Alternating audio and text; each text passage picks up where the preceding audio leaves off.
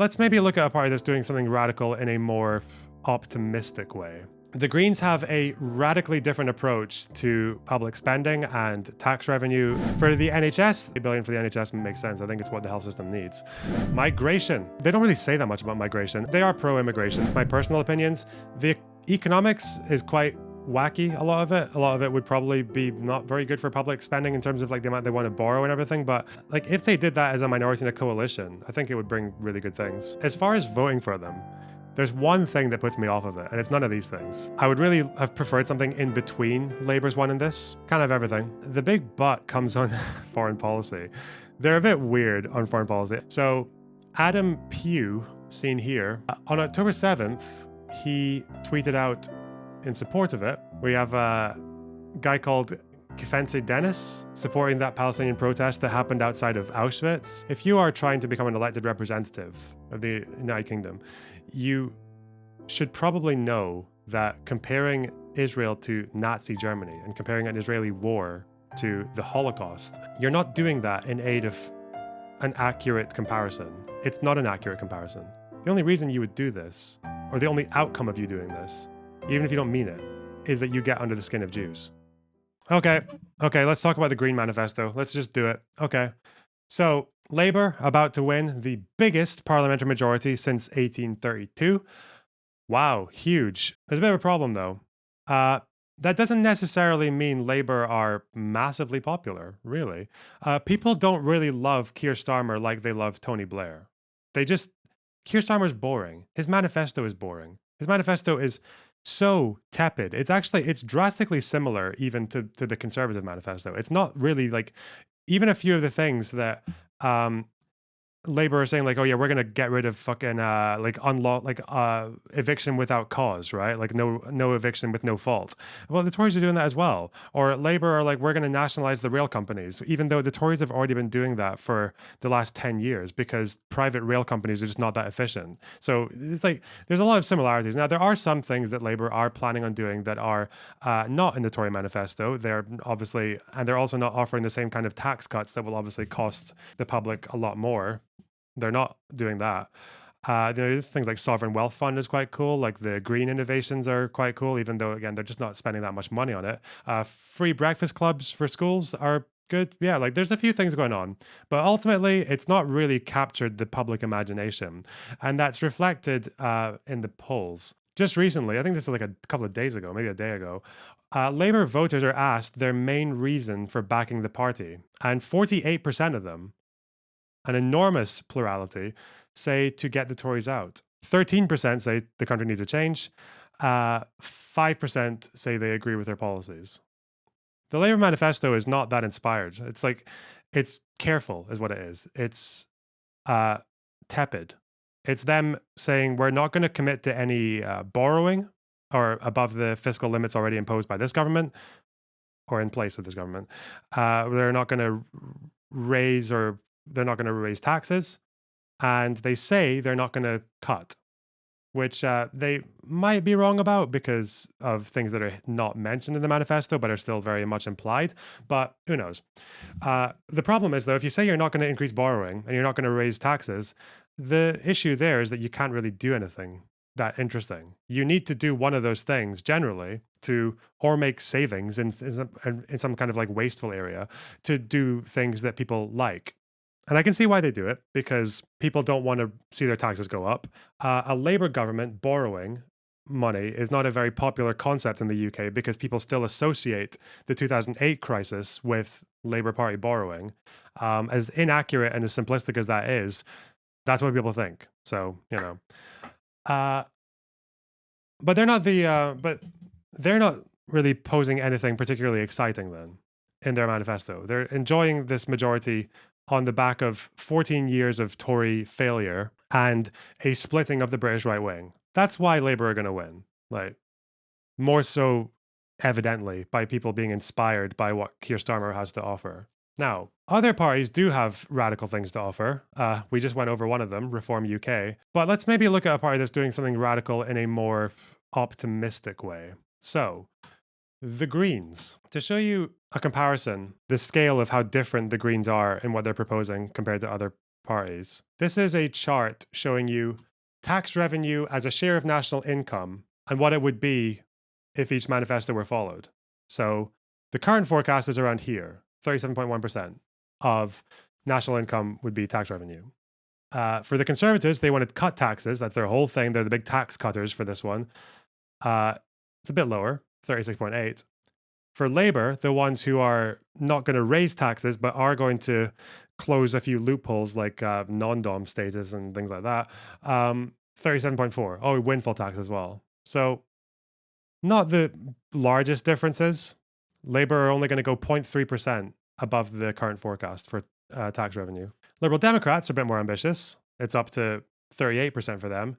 The Greens, 42.5. The Greens have a radically different approach to public spending and tax revenue and all those things and borrowing, all three of those things compared to these other parties.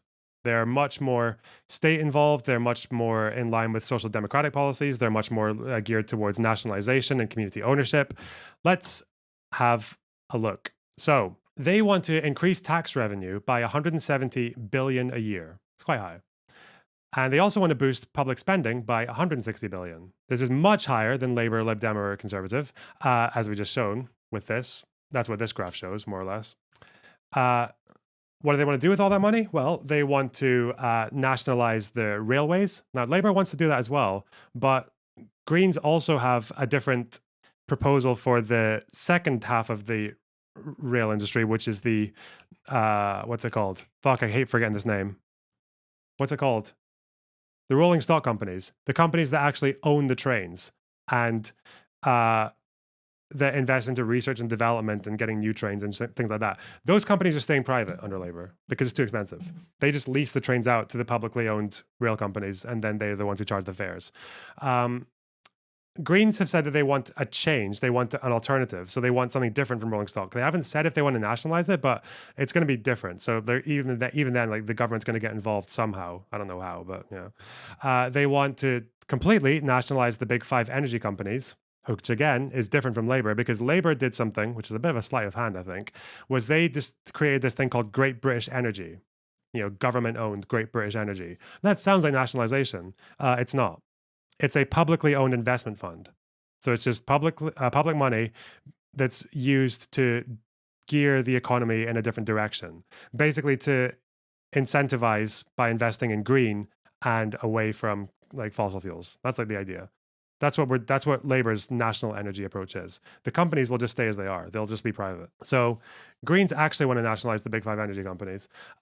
They also, in terms of government capital spending, so government investment, they want to increase that by 90 billion, which is basically all going to be borrowed. Almost all of this would have to be borrowed, which Labour, again, they've ruled out. They want to stick with the current fiscal rules. So we're going to see debt rise. That's kind of one of the things that they're going with because they believe that we can invest our way in an economically responsible way. They want to put 40 billion to a shift to the green economy. I think for Labour it's like 23 billion. So there's pretty big differences. For workers' rights, they want to do things like increase the minimum wage to £15. Obviously all these things cost money, right? The 1-to-10 pay ratio for private and public companies. They want to make sure that the highest earner in a private or a public enterprise can only earn 10 times as much as the lowest. The UK current ratio is 1-to-59. So how they would achieve that, I don't know, but like it would have to be a law. But anyway. They also, again, because of all this funding, they wanted to pay for a 4-day week. Increase wages, people would have to work less to survive. And other things, they want to invest a lot in public transport, in cycling lanes and all such like things. Free bus travel for under 18s. In Scotland, they've done something similar. They pushed the SNP in a coalition to give us free bus travel for under 21, 22s, I think. So we've got that already in Scotland, free bus travel, but they want to make it under 18s. And I guess this would be like nationwide. So it's very progressive, this manifesto. There are some of the tax raising measures which are actually good, though, even by sort of conservative, not conservative like political party, but just like conservative economics. They want to increase national insurance contributions on earnings above 50,000. So right now there's an upper earnings limit. So your national insurance contributions reach a cap at a certain level of income, but they just want it to keep going. So That's like just a more progressive tax. National insurance is, I think it's like between 6 and 8% of your, yeah. So a bit more progressive tax there, which I think is actually it's a good idea. I don't know why your national insurance contributions should be the same at 50,000 as they are at 150,000. This doesn't make sense to me.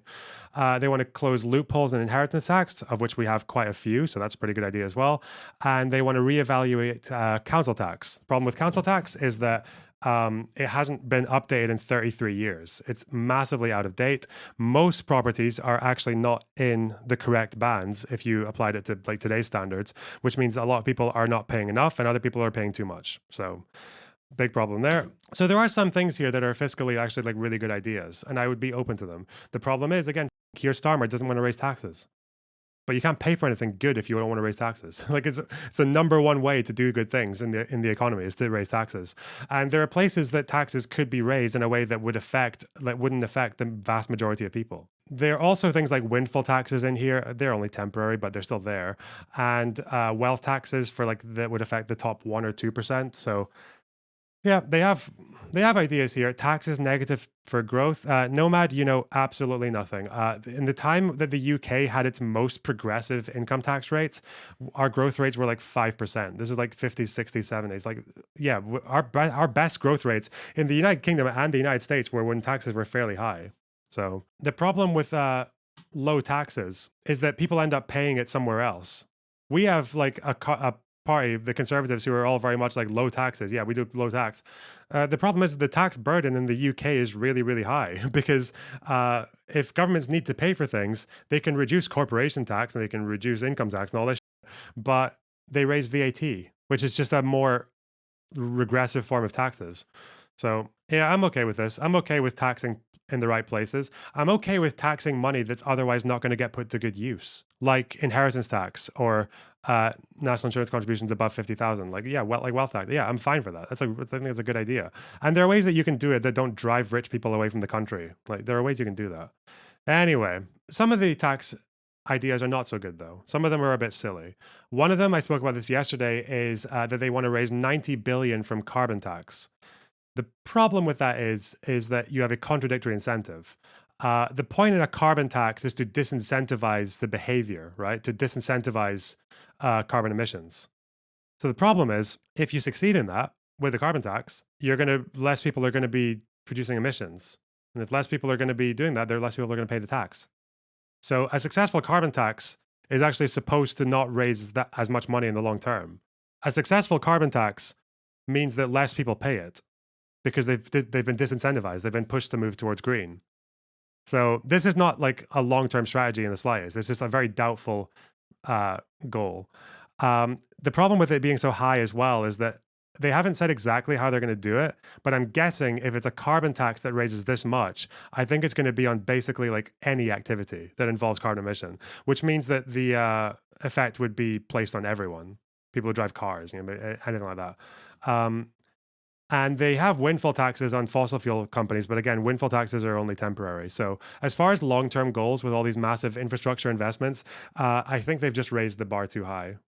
But I'm not even against them doing that, because the Greens are economically, they will throw in a lot of good things, and then they'll throw in a bunch of kooky things, and their expectations will generally be set way too high to be realistic.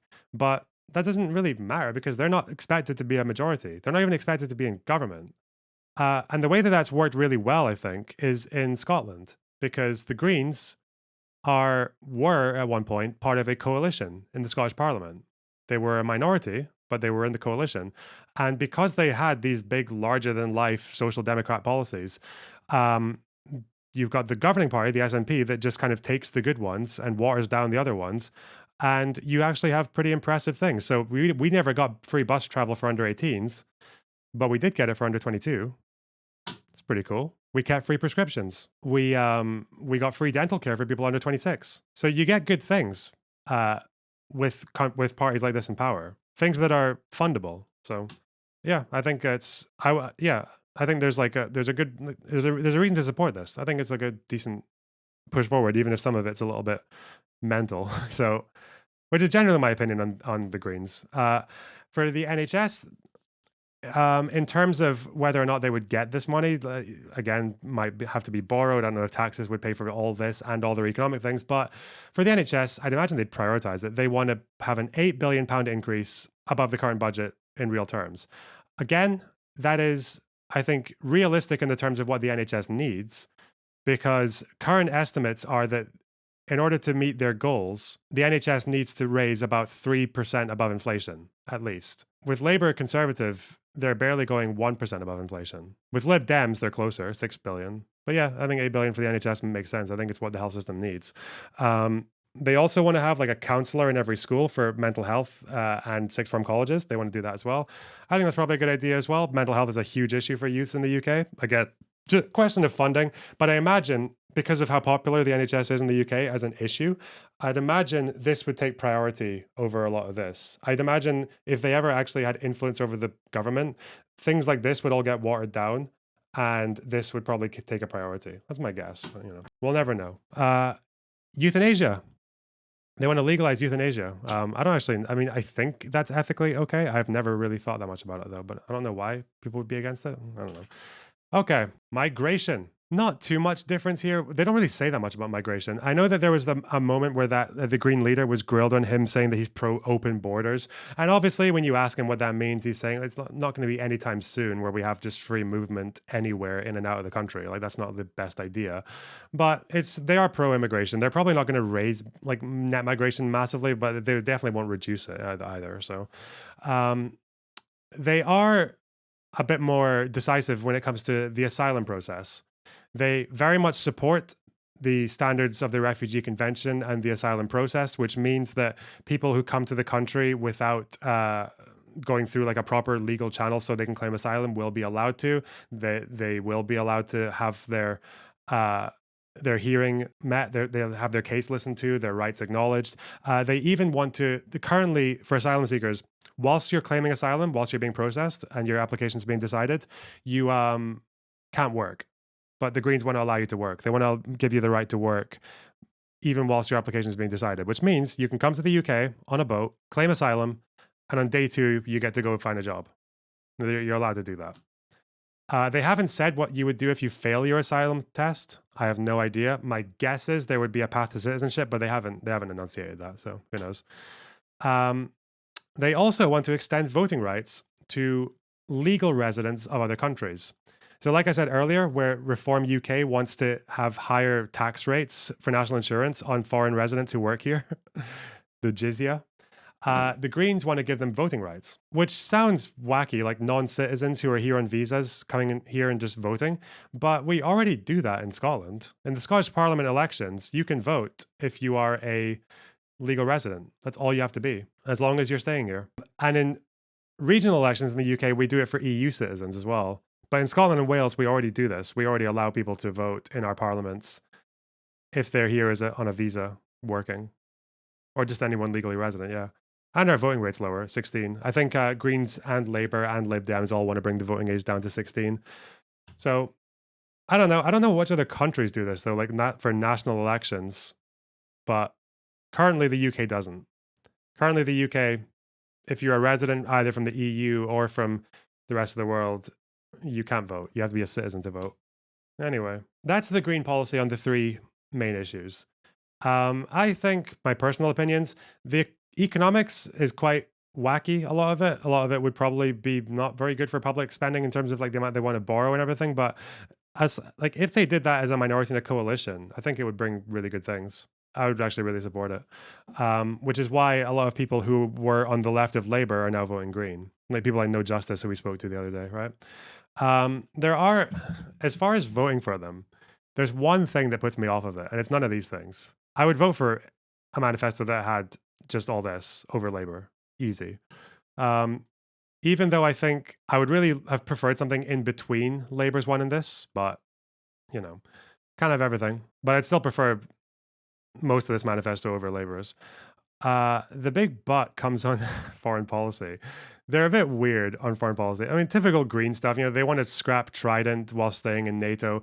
They are supportive of Ukraine. They want to rejoin the EU again. Like doing that as an elected government, like just how this. I mean, I guess if you run on it and you get voted in, you've got a mandate. But I think doing this without another referendum is just would be insanely divisive. Like insanely divisive. If you want to hold a referendum, I think you can go for it because why not? I don't know if the EU would give us worse terms than last time, but yeah, this one I'm just not sure about, and I don't like the idea that I know at one time Caroline Lucas wanted this to happen like unilaterally. She wanted to use Article 50 to block Brexit and just have us stay, despite the fact that people voted against it, which I think is a really bad idea. I'm glad that didn't happen because as much as I prefer the EU, democracy kind of matters, and our holding people to their word of a democratic vote is important. They also have a slightly problematic view on Israel-Palestine. So they say bilateral ceasefire. Okay, fine. The problem with bilateral ceasefire, when people say this, is that I've noticed that very far left people have moved on to bilateral ceasefire when they used to just say ceasefire. But I think that's because there are multiple different versions of a bilateral ceasefire. There are the ones that Israel wants, which is just Hamas surrenders. There are the ones that are more middle ground, which is that there's temporary ceasefires for hostage exchanges and then for humanitarian purposes. And then discussions can take place in the context of a ceasefire for what happens going forward. Maybe other countries get involved in the reconstruction of Gaza, etc. But I wonder if when people say bilateral ceasefire, it's because they support Hamas's version of the deal, which is Israel takes the hostages back and then just leaves Gaza, just leaves it. And then Hamas are left to start again from scratch. I don't know, because I don't think that's a reasonable ask, just personally. They also want to end arms sales to Israel, and they want to support South Africa at the ICJ with the genocide case. And some of their candidates, we mentioned this with Farage about how a lot of his members are party members and volunteers have been caught saying racist, homophobic things on camera, and he has to contend with that. The Greens have their own share of problematic candidates in a slightly different direction. And these are all people who are still running, by the way. These guys will be on the ballot tomorrow. So Adam Pugh, seen here, on October 7th, he tweeted out in support of it. He said, "There's no peace without freedom. Resist Palestinian flags." He said, "You don't have to be neutral when it comes to apartheid, colonization, and genocide. I don't care what anyone says. I promise you, you don't." On October 9th, "If you're silent in situations of injustice, you've chosen the sides of the oppressor. In the end, we will remember not the words of our enemies, but the silence of our friends." And most difficult for British people, I think, on October 12th, he, in response to the UK sending Navy vessels to the Mediterranean, which I think was part of the sort of just there to be a safeguard, right? I'm pretty sure these vessels, along with the American aircraft carriers, were just there to make sure that Hezbollah didn't get involved in a full-scale war as a deterrent. I thought this was to do with Houthis when I first heard this quote, but it's not. It's to do with just being there to show support and to deter Hezbollah.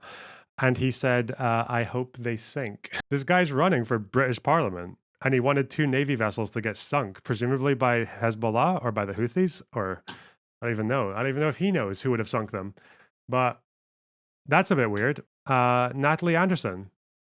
And I wonder how much of this might also be like like Labour left people who moved over to Green, because I don't recall the Greens being like this. Natalie Anderson, this is her general election candidate for Woking, or in Woking. Wait, where's the tweet for that? Did I lose it? Oh no, I didn't hyperlink it. Oh God, hang on. One moment. It's here.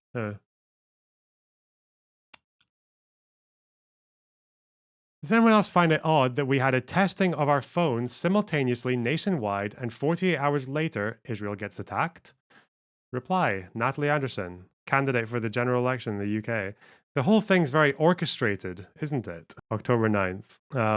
We have a guy called Kefensi Dennis supporting that Palestinian protest that happened outside of Auschwitz, because never again means never again. Again. If you are an uninformed random on Twitter, I don't mind this because it's like people are just ignorant. If you are trying to become an elected representative of the United Kingdom, you should probably know that comparing Israel to Nazi Germany and comparing an Israeli war to the Holocaust, you're not doing that in aid of an accurate comparison. It's not an accurate comparison. The only reason you would do this, or the only outcome of you doing this, even if you don't mean it, is that you get under the skin of Jews. That's the whole point in doing it. It's the whole function of doing that. Anyway, Simon Anthony, candidate for Barking, Green Party. compared Hamas to, this is from an article, I don't think I've got the original tweet for this, compared Hamas after October 7th to the French resistance and the Home Guard. I don't know that much about the French resistance, but the Home Guard were a group of British militants who had volunteered to help against the Nazis in World War II. I think the French resistance were something similar, right? They were kind of like an unofficial military force against the Nazis in World War II. So, and all four of these guys are candidates for the British election. I don't know. Personally, I think this is unacceptable. I don't think you should be allowed to run for British politics by your party if you're talking like this, because we might not have any real influence over foreign policy as the UK, especially when it comes to Israel-Palestine. Like we're not the country we used to be. It's not the mandate period anymore. But we still have an influence and we still have a voice. And I think doing this is really, really irresponsible. We have no ability to hold. Ironically, we have no ability to hold Israel accountable and extract concessions from them if we have people leading the country who talk like this. You understand that, right? You understand that the current leader who has actually been able to hold a fair bit of sway over Israel in terms of like giving them assurances that stopped them from talking about going to war with Hezbollah on October 8th, having at least some levels of restraint brought by Biden, like the ceasefire that got 100 hostages back, which was pushed by Biden, getting humanitarian corridors reopened and more attention focused on that, which was again like Biden put a lot of pressure on for. So turning on the water pipes after Gallant supported them being turned off for the first 2 weeks of the war, that was a Biden thing. Yeah, allies of Israel have a lot more sway. When Israel's on their own, or when they feel like they're on their own, or when they feel like their allies are saying things supportive of Hamas, do you think they're going to get better or worse in the way that they behave? Do you think they're going to because if you think about what happens, when was like the most territorially and militarily aggressive Israel has ever been in history was the 6 Day War, when they were on their own, right? They were basically on their own in that war, and they conquered the Sinai, the West Bank, East Jerusalem, and the Golan Heights. Like once they have assurances from the rest of the world, there is a bit of a kind of like a leash placed on them a little bit. And the kind of like, especially the more far right, like conquistador excesses of them are held at bay. So yeah, not only is this on its face ridiculous to say, like gross things to say, but it's also useless. It doesn't help anyone. It helps Hamas a little bit because they like having international support and things like that, but yeah, all right. But other than that, my general conclusions on the Green Party, what did I write here? I think the economic ideas are generally good, despite some flaws. They could use a bit of tempering, which would inevitably happen because they're not going to be a majority. They're not even going to be a minority. They're just going to have a few seats. Strong social policy. Yeah, not really many issues with that at all, actually. But, some foreign policy and candidates who really should not be running for general election seats. A couple of them, which does reflect on the leadership as well, I would argue. Anyway, but they've done very well, the Greens. They finished in the last election with about 2.5% of the vote 5 years ago. And now they're polling more like something like 8%, aren't they? Hang on. Voting intention. I'd imagine most of this is owed to left-wing Labour voters who got disillusioned by Keir. I very much understand that. Honestly, I don't know. The foreign policy thing massively irks me, but for the rest of it, yeah, I can see why. So we'll see. That's them though. That's the Green Party. They have a joint leadership, don't they? They have two co-leaders doing everything differently, eh? Based. All right. I am going to switch off my Twitch now because I need my editor to grab those two segments and hopefully get them out today. Oh God. All right. Time to cut. You know what? I haven't even covered the Lib Dems because they're just so dead to me after 2010, even though they're about to have their best result in their entire history. Like, yeah, or more or less. Huh.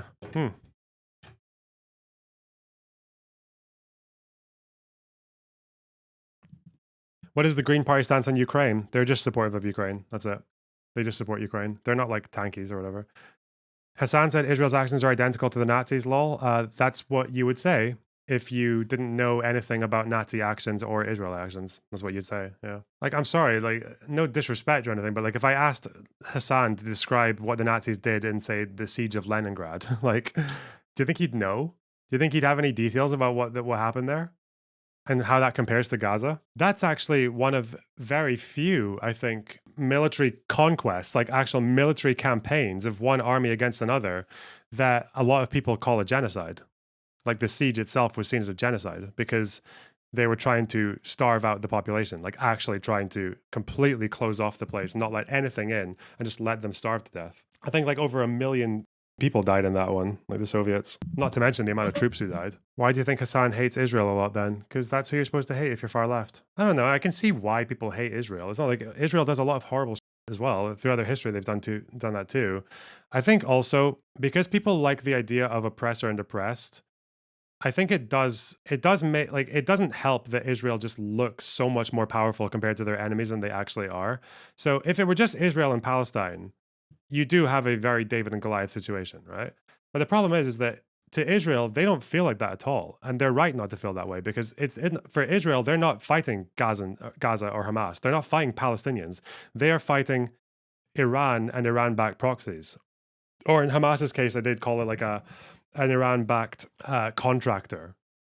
Because it's not just Hamas, which again is supported by Iran and Qatar. It's also it's Hezbollah, like it's the largest non-state military in the world. You've got proxies in Iran and Syria, and Iraq and Syria. You've got Iran itself. Like, yeah, you've got a lot. You got going on there. Would you say Iran is winning? In some ways, yeah. I think there's a kind of shadow war that is in Iran's favor right now because there are so many things that Israel has to care about that Iran doesn't. Believe it or not, you might not agree with how they do this, but Israel considers international reaction when they do things. They massively consider it. In terms of like they have lawyers involved in their military strikes because they want to have at least someone, like some legal opinion that what they're doing is within the laws of proportionality, distinction, and everything else. When it comes to their enemies, they don't have to care about any of that. Hezbollah, Iran, Hamas, they can do whatever the fuck they want. And that puts Israel in a situation where they really don't, where they're not in a situation where they can't really, I don't think they know what to do. I don't think Israel has an answer for how to deal with Hezbollah. A full-scale war, like that's not going to do it. Breaking the law might do it if they carpet bomb South Lebanon. But then what does that mean for them in the long term? What does that mean for all their agreements with Arab countries, the majority populations of whom hate them? And that's not to mention with like their complete failure in the international propaganda war. So not good at all.